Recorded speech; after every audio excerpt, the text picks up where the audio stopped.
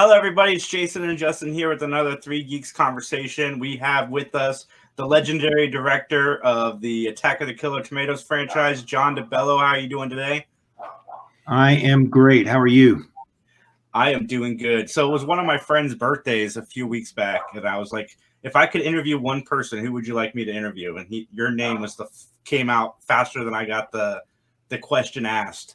So you have an odd friend, but that's good. I'm glad to be here. That's an understatement, but we're glad to have you. So what got you into filmmaking? You know, as a kid, I was interested in it. Did some, little 8mm films. That's how old I am. I'm even pre-Super 8 when I was 11 or 12. Mm-hmm. And just sort of kept up with it and sort of backed into the business somehow, but it's been good. And you came out with one of the best spoofy franchises, I think, of all time. I just watched Attack today for the first time with George Clooney, and I think I laughed. Return with George, yes. I think I laughed through the whole movie. What is it like making Attack of the Killer Tomatoes? Well, you know, the fun thing about Killer Tomatoes is you can basically do anything you want because there's no rules. So as long as you don't do something incredibly stupid and just do stuff that's fun stupid, it's a kick. It's actually a lot of fun. Any cool stories from the set? Oh boy, we've had a few. You know, in the original Attack of the Killer Tomatoes, we accidentally crashed a helicopter and got a lot of production value out of that. I think the helicopter cost about as much as the movie. Fortunately, it was insured. We didn't have to pay for it. But it got us some great pre-digital effects. People would look at it and say, how the heck did they do that to this day? And I would say, well, it's really easy. All you have to do is crash a helicopter. So that was one story. Let's see what else happened. We were filming one time at a major industrial plant, and somebody with a big crane was driving by on their property and was watching us instead of the overhead power lines. Oh no! And went right through them and took out the entire plant for about a day, and that probably cost about 5 times as much as the movie. But again, we weren't on the hook. So far, so good. And there's probably a lot more stories, but not all that destructive. You know, a lot of them are fun too. Did your helicopter insurance rates go up? I don't think we ever flew another helicopter. So it's an academic question. So what's it like being a writer, director, producer, and actor in a movie? Well, I'll tell you, you know, it's funny. Steve Peace, Costadillo, and I together wrote Attack of the Killer Tomatoes. I directed it. We all had a little role or 2 or 3, or in Costa's case, 7. But in that first Killer Tomato movie, I was left on the cutting room floor. Unfortunately, I did manage to make an appearance in a couple of the sequels, but. You know, it's fun to write it, and the hard part's directing it. And I still remember part 4 of the trilogy, which was Killer Tomatoes Eat France, which we did a number of years later. I still remember sitting down and writing, actually typing on my Smith Corona typewriter. Again, we're going back into prehistory here. And then there's a Ben-Hur style car chase around the Arc de Triomphe. And I hit the period on the typewriter and just sort of stared at the page and said, how in the heck are we going to pull that off? And I'll be darned if 4 months later we weren't driving around the Arc de Triomphe doing a Ben-Hur style car chase. So I guess if you write it down, it actually happened. Nice. Why was there such a long stretch between the first and second movie? The first one, when it came out, nobody knew what to make of it, because it was ahead of its time. It was 3 years before Airplane. And the whole idea of the non sequitur comedy that was just flat out stupid, the distributors didn't know what to make of it. And it played some wonderful double bills. It played a double bill when it came out with Oliver's Story, the sequel to Love Story, true story. I don't know how anybody could put those 2 movies together, but they did. But after a couple of years, it started to be understood. And it became a cult film because you either got it or you didn't, and you either really liked it or you just didn't understand it at all. And even the review that Kevin Thomas did in the LA Times, he said, hopelessly inane. And we said, perfect. And we put it on the one sheet, Kevin Thomas, LA Times. And it was just a little ahead of its time. And then eventually it got that cult feel and generated a sequel. Okay. So Return of the Killer Tomatoes has John Astin in it, and who was a pretty big name still at that time because he had been in Addams Family.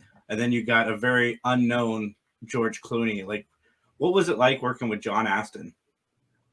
John's great. We did 3 sequels. John was in all of them. He's a class guy. I was a huge fan of the Addams Family. Even before the Addams Family, he did a little sitcom with Marty Ingalls called I'm Dickens, He's Fenster. I must have been one of 9 people in America that watched it. But the first time I met him, I complimented him on that, and his eyes lit up. And John's got great eyes when they light up.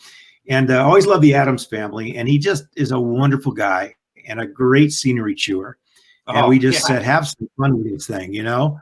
And he did. He was just great to work with. And yeah, the unknown guy, George was doing Facts of Life at the time.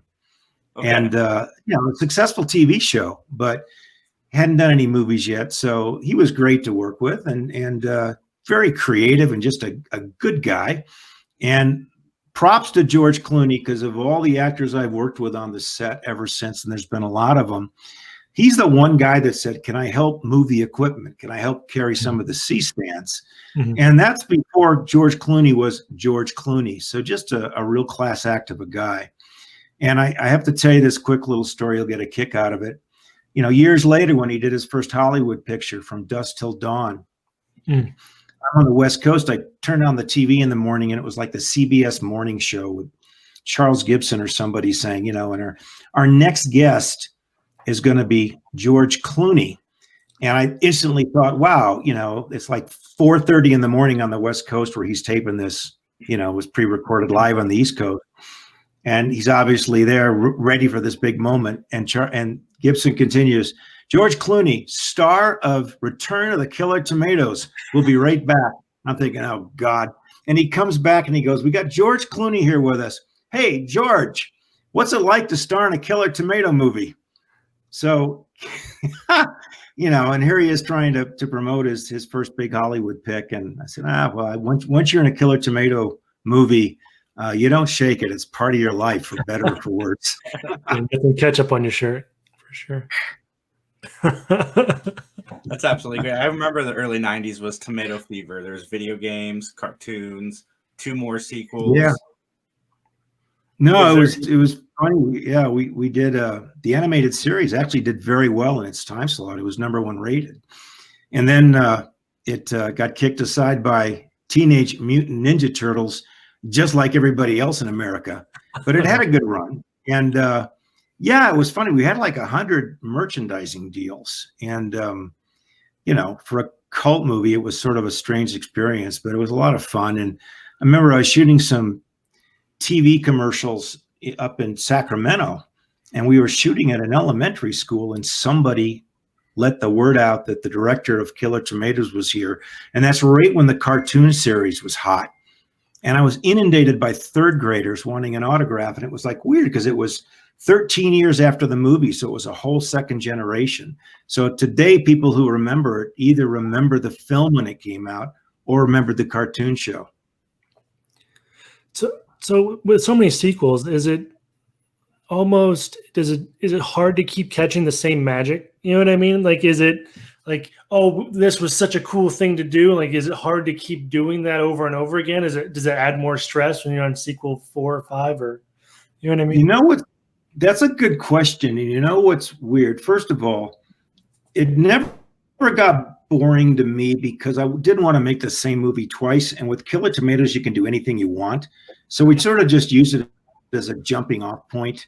You know, the sequel was sort of a takeoff of like Splash. The first one was a takeoff on 1950s Japanese horror films. The third one just made fun of television. And the fourth one was like a fractured fairy tale where we actually shot it in France, and it was just wacky. And for me to spend the time to do it, it was just like, well, let me do something that's fun or different, because the public wants something a little bit different every time. The hardest part of Killer Tomatoes, and this is so ironic, was, when we did the sequel at New World, the studio exec that was in charge of the project, I said, yeah, we got some couple of great angles. We got this great new actor, George Clooney. We've got this and that and that and this, John Astin. And he goes, well, yeah, just don't make it too good. Because they didn't understand what the appeal was. And I thought to myself, I said, this is great. This may be the only time in the history of Hollywood where the studio didn't want you to make it too good. And the problem was the crew guys we would hire were trying to build their reel, like the directors of photography. It was like, oh, I can make this a great shot. And it was like, no, I don't want it to be a great shot. It's about the actors and the stupidity of the comedy. We don't have 4 hours to light this. It's not Gone with the Wind. So the great irony of the sequel was trying not to make it too good. So what are you going to do? Is there a future for the Attack of Killer Tomatoes franchise? I know that. Well, yeah, it's funny you say that. My partners on the project are deeply devoted to it, and maybe there is. But the thing I tell them and everybody else, I say, look, when Killer Tomatoes came out in '77, it had a bit of an edge to it, and if you looked at it today, you'd fail it for political correctness. Mm-hmm. But the point was, you got to go to the edge with something stupid, and the edge today is so far out there that it'd be pretty ballsy to redo it and do it right. But you never know. There's constantly interest, and we'll see what happens. Mm-hmm. Mm-hmm. So what have you been up to since the last Killer, or actually since Black Dawn? What have you been working on? Well, the last feature I did was a shoot 'em up in the desert with Lorenzo Lamas. It was a lot of fun to do, and it sort of a way it was a black comedy, but it was a kick. And then I started to do a lot of television and sports and entertainment. I executive produced and directed a series on DirecTV for 7 years that was done in partnership with the NFL and Major League Baseball and the NBA, and that was a kick. I enjoyed that. Started to do, actually, believe it or not, what we call vision videos for the Defense Department, instead of a big, thick book on why the Navy should spend $500 million on some sort of system. We did little mini movies that just sort of showed why it would work and what difference it could make. And those were really interesting to do. And sort of from there, I got more into high tech and doing work for Google and a lot of other IT firms, just sort of communicating new products and services. And I just find that fascinating. I like the buffet. I like to do a lot of different kinds of things.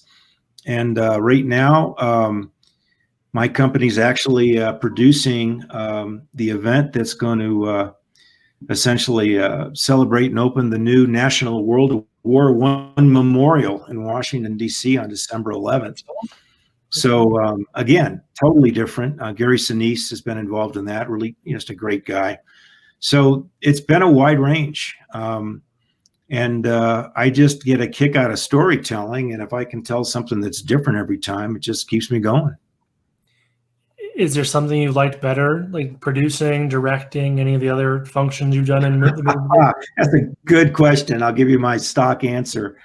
Whatever I'm doing, I wish I was doing something else because it's easier. And, when you're writing it, it's like, this, I really want to get out and make the movie. Then you go out and make the movie. It's like, God, another 15-hour day. And then you sort of stagger into the edit bay and, you enjoy it, but you're always wishing you had a couple more takes or done something slightly different. And then the cycle starts again. I enjoy all of it, but it's just one of those things. I don't know why. I'm always sort of wishing I was someplace else. So I guess maybe that keeps me going. You just miss craft services? I love craft services. That was the best thing about Return of the Killer Tomatoes. We had a great deal with Nestle. So I just ate Nestle's Crunches for breakfast, lunch, and dinner. It was fantastic. And now, my diet on the set still tends to be Diet Coke and a cinnamon raisin bagel. So I don't know. It's probably not good for longevity, but it keeps me going. So I got one good thing for you. People always ask me about, the secret of success, and I say it's the 5 things. And they say, well, what are the 5 things? And I go, what could those be? And I say, it's really easy. It's roast beef, lettuce, tomato, Swiss cheese, and bread, because that's what I order on the set. Exactly that, because I don't have time to think about it. The problem is half the time the order comes back wrong, because either one thing is missing or they've added mayonnaise. And it'd always be a production assistant or an intern, and they would look at me crestfallen. I would say, this is the secret of life, the 5 things. Trust but verify. When you go to the deli, open the bag, make sure there's the 5 things in it, and it'll help you throughout your entire life. So if I write a book, guys, it's going to be those 5 things. Does anyone ever give you extra tomatoes just out of spite, or? Oh, that's a good question. I'd probably take a few extra tomatoes. Just don't want the ranch dressing. Well, I want to thank you for coming on. I hope to see more Attack of the Killer Tomatoes again, because as I was watching it, I got the airplane Naked Gun feeling, and I think we need that right now in our world, because one, the spoof movie is dead, and I would really like it to come back. Well, last thing I'll say is the cool thing about Killer Tomatoes is I have watched it with all kinds of people, and everybody laughs at it because everybody in the movie is an idiot. It's an equal opportunity movie, and it's good natured, but we can all have fun with it. And your point is well taken. Mm-hmm. Absolutely. I couldn't agree with that more. Thank you so much for coming on. Best product placement I've ever seen in a movie. And where can everybody find you online? You can find me, the company is called Loma Media, LOMA media.com, and you'll see the range of stuff we do. It's all over the board, but it's a lot of fun.